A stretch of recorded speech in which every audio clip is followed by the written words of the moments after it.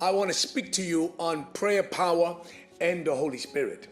Listen, prayer, a lot of people have questions, or maybe they have a lot of different answers as to what prayer really is. Prayer began really in the Garden of Eden, because prayer is basically communication with God. Another thing about prayer is that prayer is not only meditation or passive reflection.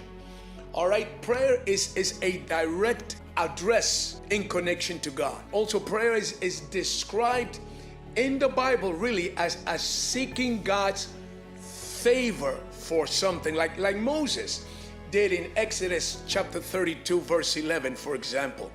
Also, a prayer is pouring out your soul to the Lord. Remember what Hannah did in 1 Samuel chapter 1. She poured her soul to the Lord. And also know that the prayer is crying out to heaven. And that's what Hezekiah really did in 2 Chronicles, I believe in the 32nd chapter, right? Also understand that prayer is nothing more than drawing near to God, bowing our knees before God. Ephesians chapter 3 speaks about that. And listen, prayer is an invitation that you and I give to God so that He can intervene in your and mine affair. Let me say it again.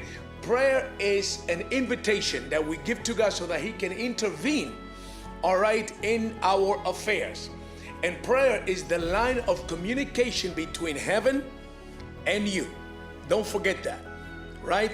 It is the only language, in fact, that heaven understands, prayer, right? It is the only thing that moves the hand of God and immobilizes the power of God on your behalf.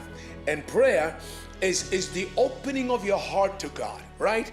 It is to open your heart to God, to the Father, as a friend, as a father. It is to open your heart to Him. Prayer is also the primary way for the Christian to communicate our feelings, our thoughts, our desires, our situations to God, and to fellowship with Him. And I want you to understand these simple facts about prayer.